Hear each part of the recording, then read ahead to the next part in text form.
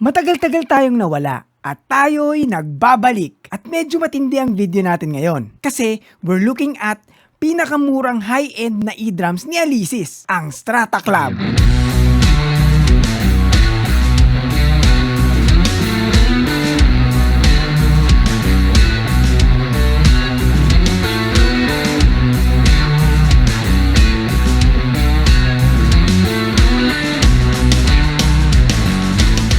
Nasabi kong high-end gawa ng may tatlong tier ang Alesis e-drums. May tinatawag na Nitro Range. Ito ang pinaka-entry level e-drum kits nila. Meron naman yung Crimson. Ito yung intermediate e-drum kits nila. Though, parang tinanggal na rin ng Alesis ito at pinagsama-sama na nila sa Nitro Range lahat. Tapos, ang pinaka-flagship range nila or professional ay yung Strata Range. Sa Strata Range, may tatlong units, which is the Strata Prime, ito yung pinakamataas. Pangtodohan na to. Todo na to! Then, yung Strata Core, which is the middle child. And yung Strata Club, yung pinaka-affordable sa range na to. At yun ang titignan natin in today's video. So, paano ba namin nakuha to? At ayun na nga, yung pinsan ko nag-decide bumili ng Alesis Strata Club sa JB Music. Actually, wala talagang Strata Club dito sa may JB Music SM Fairview. In-order niya muna to at binayaran and then galing sa main branch, dinala dito sa SM Fairview yung mismong unit. Maraming salamat sa mga mababait na staff ng JB Music. Anyway, wala tong Strata Club sa mismong website ng JB Music. Randomly, nagtanong lang yung pinsan ko dito sa store kung meron silang Strata Club kasi yun talaga yung gusto niyang unit. Fortunately, meron. So, binayaran niya na agad and then dineliver. And syempre, sa sobrang excited niya, in-unbox na kagad namin. In fairness naman sa packaging, maganda. Secure yung mga laman sa loob. Syempre, inuna naming buuin yung drum rack kasi ito yung pinaka-foundation ng e-drums. This consists of 4 vertical posts, 3 crossbars, isang module crossbar, 4 clamps, 2 L-rods, and 2 cymbal arm. Para mabuo ang rack, meron namang kasamang drum key. Kasama din sa package yung snare stand. Buti naman, kasama na yan. Kasama din sa package yung magnetic hi-hat controller at yung clutch nung mismong hi-hat. Mas mahaba tong clutch na to compare sa normal na clutch. Gawa ng makapal yung hi-hat eh. So kailangan niyang i-accommodate yung kapal nun. Ito yung hindi kasama sa package na dapat mong bilhin pag bibili ka nitong e-drums na to. Ito yung hi-hat stand. Maganda, isabay mo ng bilhin yan kasi hindi talaga kasama sa package yan eh. Pag buo mo ng drums kulang pala, edi naon siya may excitement mo. Kaya maganda, isabay mo ng bilhin yan. Isa pang hindi kasama ay yung kick pedal. So kailangan mo din bumili ng ganyan kung gusto mo tong Strata Club. Kasi hindi yan kasama sa package. And then nabuo na yung rack, nilagay niya na yung mga toms and mga cymbals. And syempre, after nyan, ikakabit na namin yung pinaka-utak ng e-drums na to, ang Alesis Core Module. Tinulungan ko na rin siya mag-cable manage kasi ito yung pinaka-tedious job sa assembly nitong Strata Club. Kasi mahaba talaga yung cables nito, so kailangan mo talagang ayusin ng matindi. May kasama namang Velcro cable wraps na makakatulong sa'yo para i-manage yung mga cables na yan. Okay, tignan natin yung mga pads. Yung pinaka-snare ay 12-inch, yung dalawang toms ay 10-inch, at yung kick tower ay may 8-inch. Lahat yan naka-mesh heads. All of these are dual zone except sa kick tower, meaning may head zone at rim zones ang snare at ang mga toms.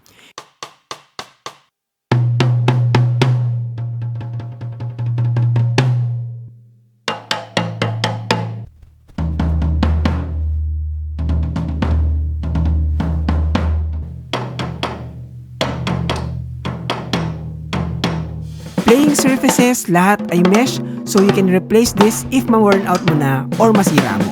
About playing feel, mesh is close enough to a real drum heads compare sa mga rubber drum pads. Mas slight bouncy lang ang mesh heads kesa sa totoong acoustic heads. Though, pwede mo namang i-adjust ang tightness niyan to your liking. So meron kang adjustability. Acoustically, ang mesh heads ganito ang tunog niya. Yan naman ang reason kung bakit ka nag-e-drums, to play quieter than a real acoustic drums. May tunog pa rin pero hindi sing ingay ng totoong acoustic drums. Yung pinaka-shell ng mga toms and snare is a dense plastic. Mabigat, solid yung feel, kaya alam mong tatagal. At kung titignan, kulay red ito. Signature color na yan ng Alesis ngayon. Hindi ko binuksan yung pinaka-pads pero sa palagay ko yung trigger mechanism nito ay merong 4 trigger cones sa center at isang piezo pang rim trigger. Kung titignan, parang may 4 na dots dito sa drum head. Malamang yan yung tip ng mga cone triggers. Hindi ko lang alam kung kita nyo sa video. Lahat ng toms mounted sa rack. Ang snare pwede din i-mount sa rack pero dapat bumili ka ng extra mount para dito. Though, mountable ito sa dedicated snare stand. Kasama na yan sa package so hindi mo na poproblemahin yan. Advantage kasi pag naka-stand, pwede mong itaas pag matangkad ka. Mas mahirap kasi yon pag naka-rack mounted ang snare. Every pads, yung response sobrang ganda. Yung velocity sensitivity niya sobrang galing. Hindi siya tunog machine gun tulad ng ibang mas budget na e-drums. Kumbaga, nagsacycle yung iba-ibang samples so every hit, slightly different sound that gives realism. May anti-hotspot sensor system din ito para mas even yung response across the head. Itong mga pads in stock form, wala siyang positional sensing. Ano ba yon? Yung positional sensing, it detects kung gaano kalayo yung palo mo sa sentro ng head or sa rims. Magkaiba kasi ang tunog ng head pag sa sentro mo pinalo versus sa gilid. Parang sa totoong acoustic drums. Pero sabi ng pinsan ko, nung nag-update siya ng firmware, nagkaroon ng positional sensing yung mga pads. Hindi ko alam kung paano nagawa ng Alesis yun sa firmware update nila, pero baka nakahanda na talaga yung core module nila para doon. Need lang talagang i-update. Punta tayo sa kick. Itong Strata Club, meron siyang dedicated kick tower. Unlike ng ibang drums na parang pedal trigger lang siya, na tulad nito or nito. Beefy yung kick tower. Decent size kaya kaya niyang mag-accommodate ng mga double pedals. Meron itong parang velcro sa ilalim na siyang kakapit sa carpet or drum mat mo. Meron din siyang screw pins additional anchor para hindi gumalaw yung kick tower. So, required ka na mag-carpet or drum mat para hindi umandar yung kick tower pag ginagamit mo ito. Ang kinagandahan ng kick tower na ito dahil mesh head siya, pag nasira mo yung head, madaling palitan unlike other drum towers na rubber. Pag nasira mo yon, palit buong tower or hahanap ka ng replacement parts para sa specific brand mo. Yung mesh head, ang daling bumili niyan sa Shopee. Downside ng mesh head, kailangan plastic beater ang gamit mo kasi yung mga felt, ang bilis makasira ng mesh head niyan. Though, majority naman ng mga kick beaters may mga plastic side. So please use the plastic side pag mesh head ang gamit ng kick tower mo. Or gumamit ka ng kick drum patches para protektahan yung mesh head at hindi ito kaagad masira. Punta naman tayo sa mga cymbals. Ang mga sizes nito, yung hi-hat ay 12-inch, crash is 12-inch, and then yung ride ay 14-inch. So decent sizes naman yan para sa ganitong class ng e-drums. All of this uses the ARC Triple Zone technology. Ibig sabihin, lahat ng cymbals, hi-hat, crash and ride, meron silang different sound sa bell,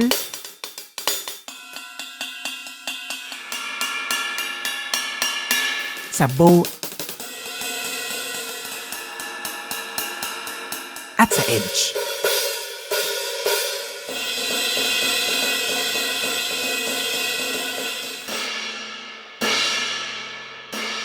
Lahat din sila ay 360-degree responsive, meaning you can play it anywhere sa harap, sa likod, or sa gilid.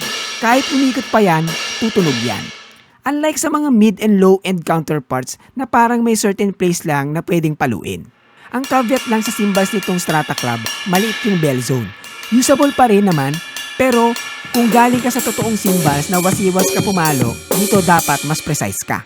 Gumamit din ito ng standard acoustic arm mounts.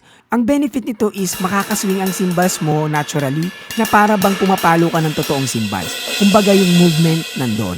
The hi-hat uses active magnetic hi-hat controller na naka-stand mounted. Ang kinagandahan ng magnetic hi-hat controller, yung accuracy niya is very good. Yung pedal movement mo, lahat nakukuha niya. Hindi tulad ng mga mas low end na mga e-drums na open, half open at closed lang ang meron. Itong hi-hat controller ng Strata Club, lahat ng in-between meron. Even yung hi-hat splash, meron. So parang totoong hi-hat na rin talaga yung datingan. At dahil nga naka-hi-hat stand itong hi-hat ng Strata Club, sometimes yung mga hi-hat rod tends to loosen over time. So umiikot yan. Sa mga pads na may specific na pwesto lang yung pinaka-stroking area, problema yan. Dito sa Strata Club, dahil 360 nga ito, kahit umikot yung pads, okay pa rin. Wala kang magiging problema. Yung feel ng mga cymbals is much harder compared sa ibang cymbal pads ng ibang brand. I don't know if it's a good or a bad thing, pero yun nga, kahit rubber siya, mas feel mo yung plastic underneath. Hindi naman pangit yun, pero that's how it feels. Pero kung iisipin mo, pag pumalo ka ng totoong cymbals, mas matigas yun at talagang ramdam mo yung bakal. Ito, may konting give kasi rubber pa rin siya. Pero the build quality, maganda. Meron din siyang parang fake leading lines na pag ginawa mo ito, ini-imitate niya din yung tunog na pag ginawa mo yun sa totoong cymbals. How cool is that? All cymbals are chokeable. Hindi kailangang madiin yung pagpisil sa cymbals para mag-choke. Kahit nga yung sticks mo lang ang gamitin mo, magagawa mong i-choke yan eh. At dahil nga 360 ito, you can choke it kahit saan. Pwede mo nga ding hawakan yung cymbals at paluin. Tunog cymbals na naka-choke. It's weird but amazing. So it acts like a real cymbals. Punta naman tayo sa module. Gumagamit ito ng proprietary cable harness unlike the bigger brother niya na Strata Prime na individual ang cabling. At kukunik ito sa ilalim bago mo ito i-mount sa rack. Pros nito, mas malinis tignan sa side ng module kasi pag individual, ang daming nakasaksak sa likod ng module. Another pros, and somewhat a con, mahaba ang mga cables. Pros ito kasi if ever mag-e-expand ka at lalakihan mo yung setup mo or gusto mong iba yung placement ng mga pads, may decent length of cable ka pa to work with. Yung iba kasi, saktu-saktuhan lang ang mga cables.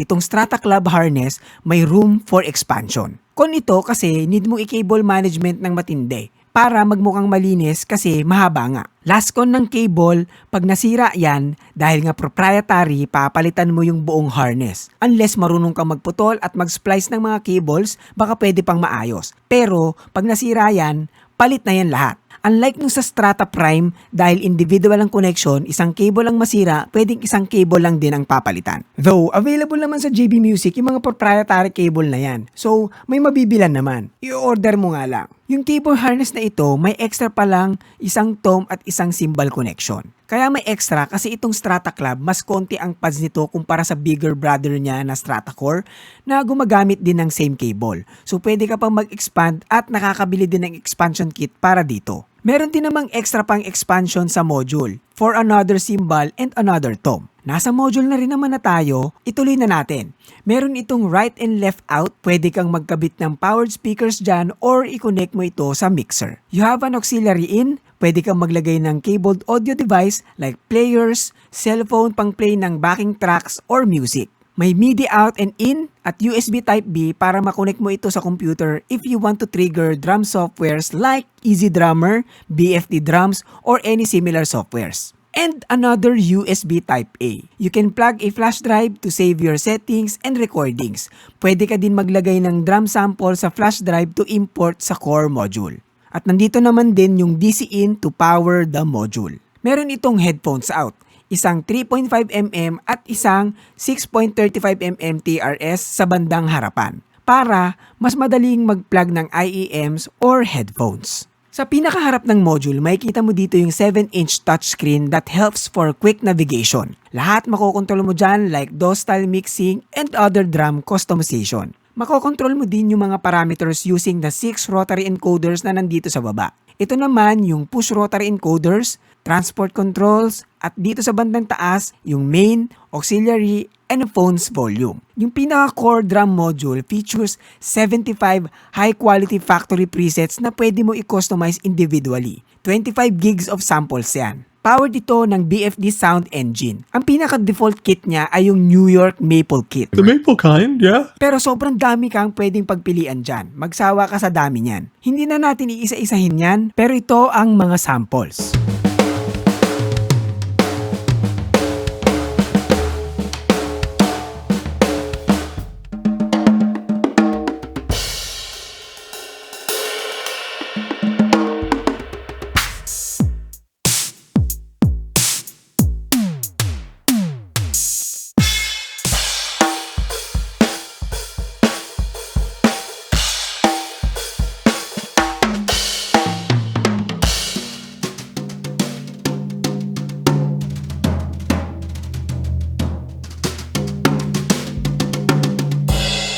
Kung gusto mo pa ng iba pang mga sample, search mo lang sa YouTube, napakadaming gumawa na niyan. At dahil nga powered ito ng BFD, parang unlimited na yung customizations na pwede mong magawa.